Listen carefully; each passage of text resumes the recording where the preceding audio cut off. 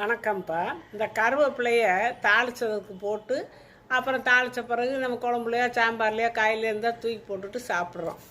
கருவேப்பிலைய சாப்பிடணும்ப்பா. அதுவும் இந்த இப்படி எண்ணெயில் போட்டு வறுத்து சாப்பிட்றத காட்டிலும் இப்போ துவையல கூட வறுத்துக்கிட்டு துவையல் அரைப்பாங்க. உளுந்த பருப்பு, புளி, காஞ்ச மிளகாயெல்லாம் வச்சு.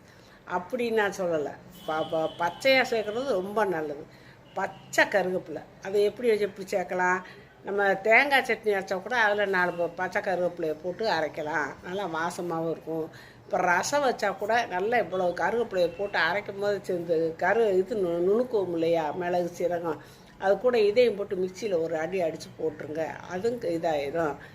அப்புறம் இந்த மோர் நம்ம சும்மா வெறும் மோர் குடிக்கிறதுக்கு அந்த மோரில் கொஞ்சம் உப்பு, கருவேப்பிலை, கொஞ்சம் இஞ்சி அதுகளை போட்டு அடிக்கலாம். அது மோர் பச்சையாக இருக்கும், இருந்தாலும் அது உடம்புக்கு நல்லது. அப்படி பச்சையாக சாப்பிடணும். அப்புறம் பச்சை கருவேப்பிலை, பச்சை மிளகா, எலுமிச்சை சாறு ஊற்றி கொஞ்சம் உப்பு போட்டு நீங்கள் துவையல் அரைச்சி வச்சுக்கலாம். சட்னியாக கூட வச்சுக்கலாம். வேணால் கொஞ்சம் தேங்காயை சேர்த்து போட்டு அரைச்சோம்னா சட்னியாகவே தாளித்து வச்சுக்கலாம். மற்றபடி நீங்கள் பச்சை கருவேப்பிலையில் துவையல் அரைச்சி நீங்கள் தோசை கூட சாப்பிட்லாம். தேங்காய் வைக்காட்டி கூட சூப்பராக இருக்கும். பச்சையாக சேர்க்கறது உடம்புக்கு நல்லதுப்பா.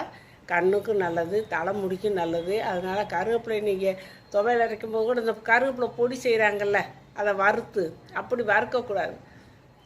இதில் நிழல் காய்ச்ச போட்டுறணும். அதான் சீக்கிரத்தில் காஞ்சிரும். நிழல் காய்ச்ச போட்டு அதை நீங்கள் இது பண்ணிங்கன்னாத்தே அந்த கருவேப்பிலையில் இருக்க வைட்டமின் சி சத்து போகாமல் இருக்கும்.